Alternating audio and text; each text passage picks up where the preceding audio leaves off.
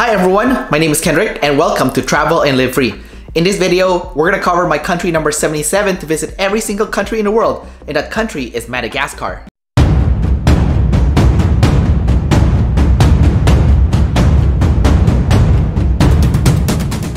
Madagascar is actually the country that my girlfriend has always wanted to go to. And for one of the years that we traveled, we decided to let my girlfriend pick our travel destination for the year, and she picked Madagascar. So me and my sisters all went along with it, and we had a great time going to that country. We had booked a tour with a company called Mada Safari Tour, and I'm not sure if the company is still running right now, but the owner's name is John Jocks. And he's a young guy who's studying to get his PhD in the US, and his English was really good and he was easy to deal with. At first glance, there was no reviews on his tour company's website or other websites, so at first it kind of seems like it might be a scam, but turns out he was completely legitimate. He just started his business, it's brand new, that's why he didn't have that many customers yet, but the customer service was top-notch and I highly recommend them, assuming that he's still on business today. To reach Madagascar, we had to fly from Vancouver to Las Vegas to Washington DC. From Washington DC, we flew to Addis Ababa in Ethiopia, and from Addis Ababa, we flew to Antananarivo in Madagascar. Flying on Ethiopian Airlines was a very interesting experience. A lot of people don't follow the lineup procedures when trying to board the airplane, so it was one of the most chaotic flights I've ever had in my life. At the same time, the flight was actually pretty good. It's even better than United Airlines, which is probably not a surprise to a lot of people. Addis Ababa Airport in Ethiopia was also pretty safe, even though it was a little bit chaotic. Madagascar is quite a corrupt country, and when I was trying to go through immigration at the airport, people who was working there was trying to get a bribe from me. From the immigration staff that would stamp my passport, to the guy that's handling the baggage, to the guards that's guarding the gate, every single person that I came across was trying to ask me for money. I gave them no money, of course, and I went out the gate, and the tour company plus my sisters came to grab me and Karen from the airport, and we were ready to start our trip. We didn't stay that long in Antananarivo, so after exchanging our money into local currency, we met our driver, Mr. Jojo, and we drove all the way to our first destination in Madagascar, which is Andasibe. The first national park that we visited the next morning after an overnight stay in the national park is Analamazoatra, and here we would be doing a lemur safari. After meeting up with our guide, we went through the forest, and the lemur safari was actually very fun. We didn't really think much of seeing lemurs when we first got here, but doing the lemur safari was quite one of the highlights of our trip. Within the first 30 minutes of hiking this forest, we already came across a very rare ring-tailed mongoose among the jungle. Even our guide said that the number of years she's been working here, she has never once seen the ring-tailed mongoose. As we hiked through the forest, you can actually hear the lemurs yelling into the forest.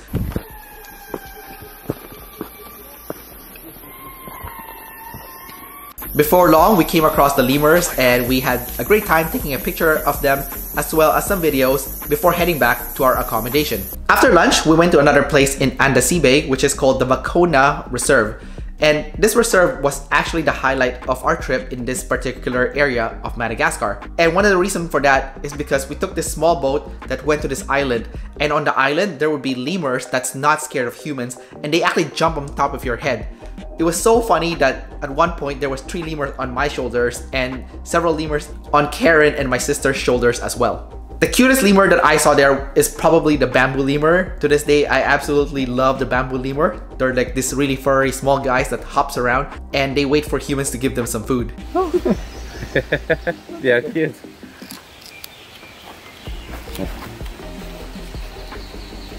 We also got a chance to see another wildlife reserve in the Vakona Reserve, but that wildlife reserve wasn't the highlight of the trip, so I don't remember much from it. The next day, our next destination was a city in the middle of Madagascar called Antrisabe, and it was a long journey to get there, which included a stop at this restaurant. And in this restaurant, we actually surprised my sister because we asked the staff to give her a birthday surprise, and they actually started playing birthday music, and my sister was so shocked. Surprised me too.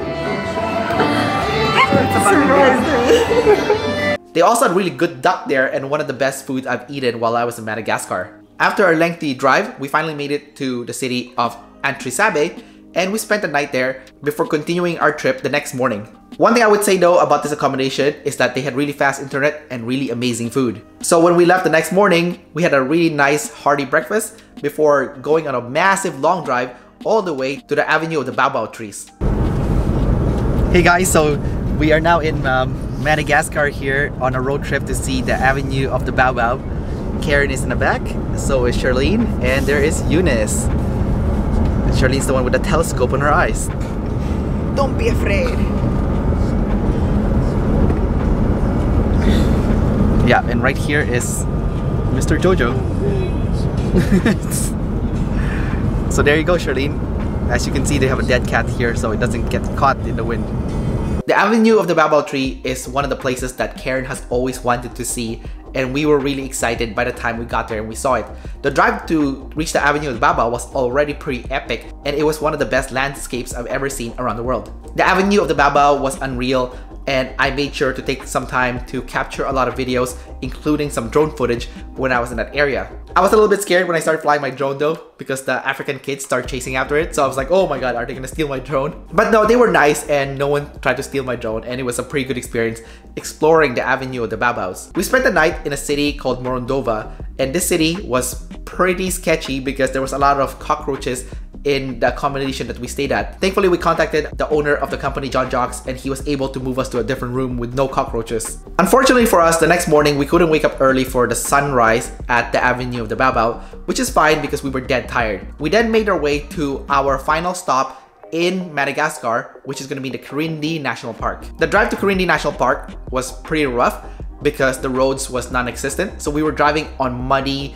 soily road the entire time. By the time we got to the Kirindy Reserve, we got lucky and we saw the predator of the lemurs, which is the fossa. So we followed them around. They're pretty dangerous to humans, so we weren't allowed to stay close to them, and we took some pictures and videos of those guys before continuing in to our next safari trip. We then went deep into the Kirindy National Park forest, which is very dry and arid compared to the one on the far east side of Madagascar that we went to on the first day. And we got a chance to see various different animals, from lizards to more lemurs, and a funny looking tree with a shape of a man's genitals. After we finished with the Kirindy Reserve, it was a long drive going from the Kirindy Reserve all the way back to Antrisabe. And our driver, Mr. Jojo, was so dead tired that we had to keep feeding him candies and coffee just so he can stay awake while driving. On the next day, we managed to drive back to Antananarivo, where we did a city tour, which pretty much is just looking at this giant viewpoint at the top of the city. We said goodbye to Mr. Jojo, and the next day we would be leaving Madagascar. Unfortunately for me, my trip to Madagascar would have a very bad ending as I got food poisoning that night. The next morning, it was the worst experience of my life. I was puking and I was just so sick and I was feeling chills, and the drive to the airport was one of the most miserable experiences I've ever had. To make things worse, by the time I got to the Antananarivo airport and I was going through immigration and I was going through security, while I was suffering from this food poisoning bout and I was crawling on the floor getting all pale, the people working there was still trying to extort me for bribes. It was such a horrible experience. From Madagascar, we would be flying to Addis Ababa, and from Addis Ababa, we would be flying to Bangkok in Thailand, and from Bangkok, we would be flying to Manila, which is our next destination for this trip. And the flight towards Manila was such a miserable experience.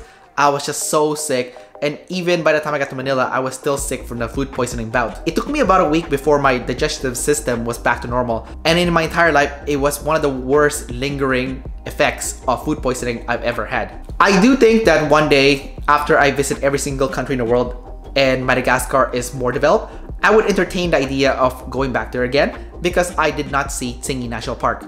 The country is also really beautiful, and there's still a lot of places to see that I didn't get a chance to see the first time I went there. However, for me, lesson learned, I will not eat any dairy and I will not eat any food that looks sketchy when I go to the country. I will play it 100% safe because the food poisoning from that country is really bad. Anyways, that's about it for this video. Don't forget to like, subscribe, and leave your comments below.